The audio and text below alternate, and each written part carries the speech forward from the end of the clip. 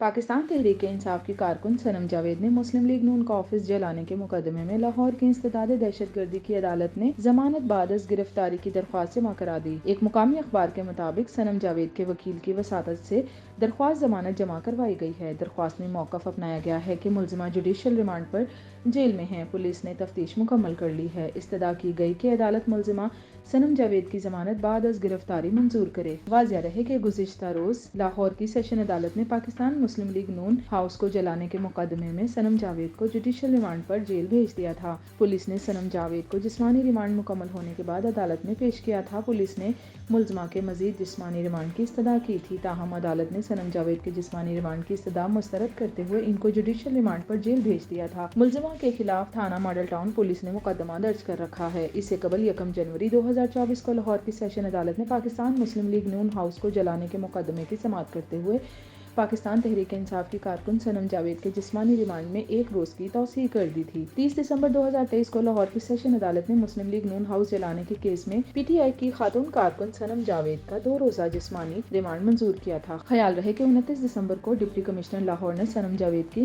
نظر بندی کا نوٹیفیکیشن واپس لے لیا تھا۔ مقامی اخبار کے مطابق جمعہ کو لاہور ہائی کورٹ کے جسٹس علی باقر نجفی کی عدالت میں سرکاری وکیل نے رپورٹ جمع کروائی تھی، جس کے مطابق ڈپٹی کمشنر لاہور نے نظر بندی کا نوٹیفیکیشن واپس لے لیا ہے۔ صنم جاوید کے والد نے نظر بندی کو لاہور ہائی کورٹ میں چیلنج کیا تھا۔ درخواست میں موقف اپنایا گیا تھا کہ صنم جاوید کو قانون کے منافی نظر بند کیا گیا۔ صنم جاوید کے خلاف جلاؤ، گھیراؤ اور عسکری شاور حملہ کیس زیر سماعت ہیں۔ عدالت اس نظر بندی کے آرڈر کو کل عدم قرار دے۔ ڈپٹی کمشنر لاہور نے صنم جاوید کی نظر بندی کا نوٹیفیکیشن 2 دسمبر کو جاری کیا تھا۔ بعد ازاں لاہور ہائی کورٹ کے جسٹس علی باقر نجفی نے صنم جاوید کی نظر بندی کے خلاف دائر درخواست پر چیمبر میں سماعت کی۔ عدالت نے درخواست ڈپٹی کمشنر کی رپورٹ کی روشنی میں نمٹا دی تھی۔ سرکاری وکیل نے عدالت کو بتایا تھا کہ ڈپٹی کمشنر لاہور نے صنم جاوید کی نظر بندی کے احکامات واپس لے لیے ہیں۔ انسداد دہشت گردی عدالت نے 7 نومبر 2023 کو ملزمہ کی مسلم لیگ نون کے دفتر کو جلانے کے مقدمے میں ضمانت قبل از گرفتاری منظور کی تھی۔